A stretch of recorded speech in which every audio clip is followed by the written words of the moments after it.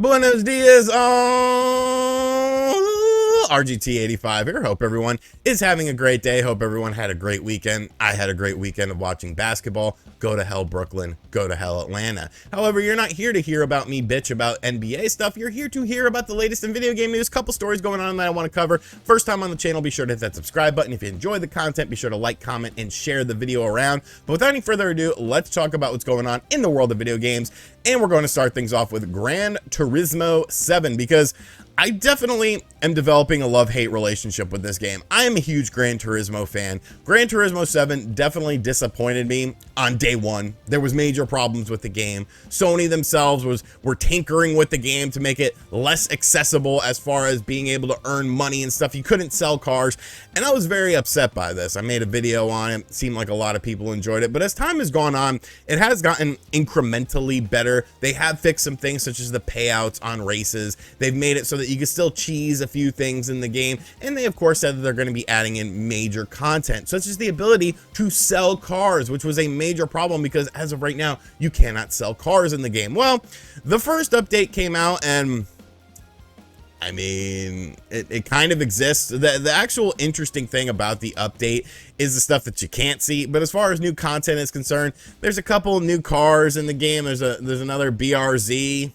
There's like 2 BRZs now that were added into the game. I mean, they're kind of cool cars. There's another Suzuki in there, you know, the classic little, I don't even know, cappuccino looking thing. They fixed, well, they added in with the ability on one of the courses to have like a different pit. I guess that's kind of cool. And like, that was pretty much it. That was pretty much it. So people were like, what the hell is this? Like, you promising all this stuff and then you do this little stinky, puny update. Well, they did some things with the physics of the game that actually make it a little bit better for rear-wheel drive cars. So I think that's going to be interesting. I haven't had a chance to boot up the update myself yet and check it out fully, but I think that's a cool thing. You know, that's something that's good that they can always tinker with, are the physics of the game.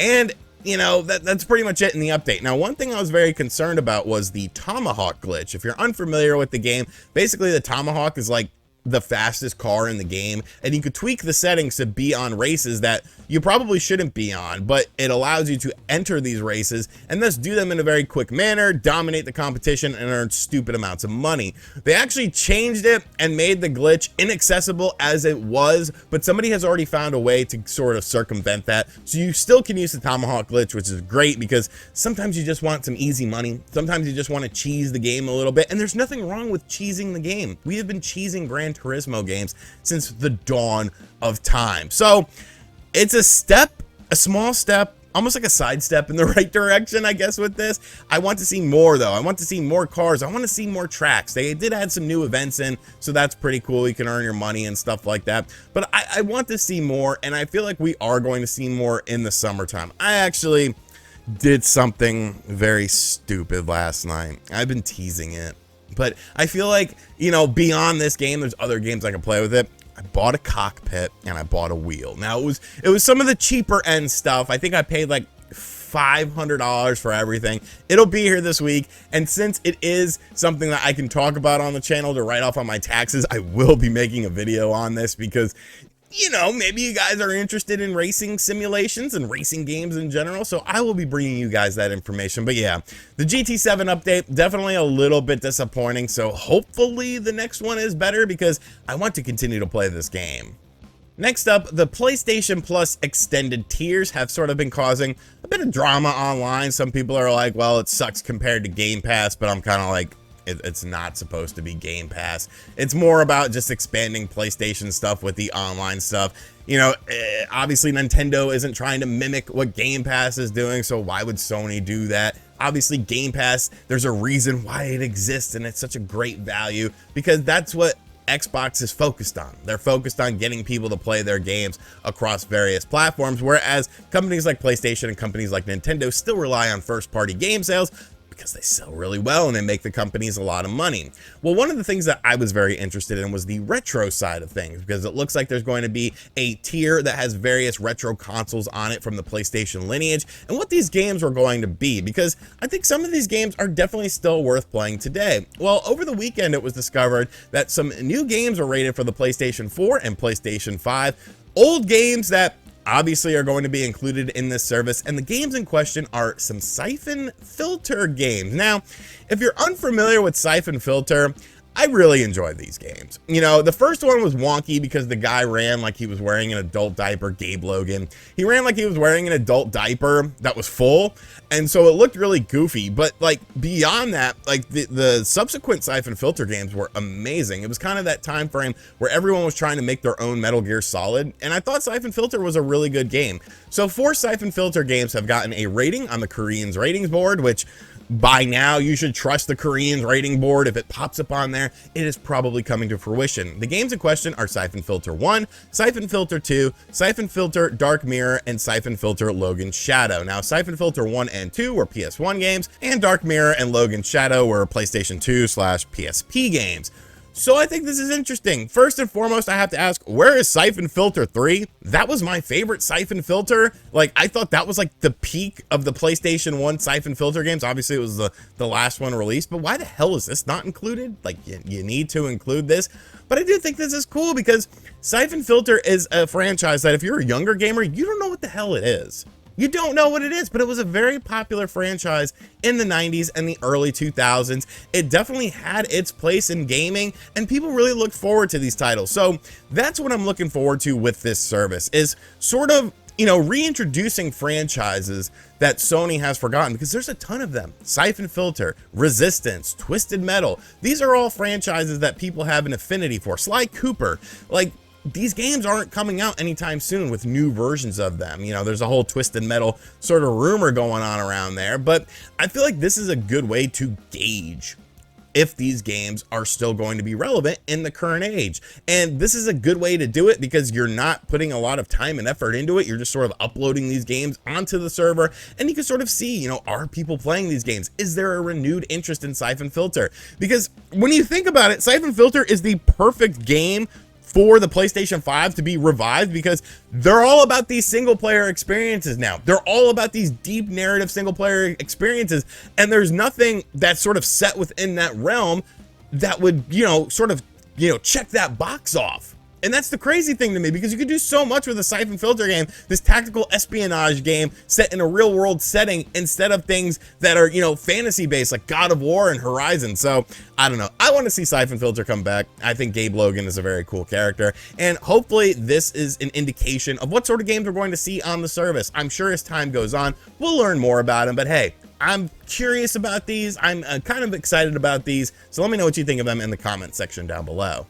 And finally, there's a controversy about a leaked Nintendo Switch game that kind of wasn't leaked yet. We've actually alluded to it on the channel before, but now people are worried about the controversy. Some people are finding out about what the game is, and then they're kind of worried about that again and complaining about it. And I can kind of understand why, but I kind of want to catch you guys up to speed because there's been some videos talking about it, some people talking about it, and I kind of want to let you guys know what's actually going on with this. So the source of this new information comes to us from Imran Khan. I hope I'm saying your name right. If I'm not, I apologize. I'm just a stupid person. But Imran Khan is an industry person. I believe he worked with Game Informer beforehand. Now he works over at Fanbyte, and he basically teased a game that's potentially coming in August for the Nintendo Switch that's going to cause a lot of controversy, a controversial title for the Switch system. So people are running all over the place with this. They're like, well, why is it controversial? Is it controversial because of content? Is it controversial because of what it is? What is the situation with this? Now, of course, you got to take these things with a grain of salt. You know, Nintendo obviously changes things on the fly. You saw it with Xenoblade Chronicles 3. How long has that game been complete and sitting in their back pocket if they're just kind of like, hey, you know what? Go ahead and bump up the release of that game 2 months. You know, Nintendo does things like that. They sit on games for quite a while, and it's well documented. Like the Pikmin 3 version on the Switch was another game that had been completed forever, and then they just finally said, you know what, okay, let's go ahead and release this game. But what is the controversial game? That's what the streets want to know. That's what everyone's buzzing about. We kind of already know about it, and it's something that we talked about in a previous video, and I'm pretty sure I was like, nobody wants this, nobody cares about this, and you know, I'm guessing that's why it's being deemed a controversial title. What is the game in question? Drum roll, please. A sequel to 1-2 Switch. Is that controversial? Maybe. you know, maybe because of the fact that 1-2 Switch just isn't a real, you know, quote unquote game. It's more of a experience to see what the Joy-Cons are capable of. And after a little while, like, you just have no reason to play it. It came out at $50, which was severely overpriced. It should have been included in the Switch as, you know, just sort of the demo software for the system. A lot of people think you can milk a cow. You can milk a cow. I'm sure someone will gift that, but you can milk cows in the game. I played it once at Too Many Games. I think it was 2017 with at my panel with Jason when we were doing a Nintendo enthusiast panel, and I was like, this is the stupidest shit in the world. Like, there's no point for this game to exist. It is a tech demo that Nintendo slapped a title on and then released it with the system, but there wasn't a whole lot of games available for the Switch at launch, so it ended up doing okay. Maybe Nintendo is trying to piggyback off of that, but where I kind of get, you know, confused about this is we've heard that there's a casual title coming in 2022 for the Switch, and a lot of people immediately went and said, you know, it was going to be a 1-2 Switch sequel. That's where this whole train of thought came from. However, we've gotten that title with Nintendo Switch Sports, which, let's be real, that's going to be way more successful than any sort of 1-2 Switch sequel will ever be. It could probably outsell 1-2 Switch in a month. You know, 1-2 Switch sold very well because it was an initial launch title for the system, but Switch Sports is going to dominate that. So is there a point in even doing this? I don't know. I have heard what Imran has heard, you know, through the grapevine, that it's a 1-2 Switch sequel. Like I said, we've talked about it on the channel before. So that is the controversial title. Let's clear up the controversy, clear up the drama and all that sort of stuff. So now you are prepared to know. Now you are prepared mentally to react to a 1-2 Switch successor, because you know there's going to be, oh, I'm going to get in trouble for this. You know there's going to be some jackass on YouTube, Twitch, or whatever, when that 1-2 Switch sequel gets announced, whether it's at, you know, during E3, during a June Nintendo Direct. I say E3, you know what I mean the June time frame, or whenever it gets announced and they're like watching the trailer and they're like, this is a live reaction to the game. Oh my God! It's 1-2 Switch!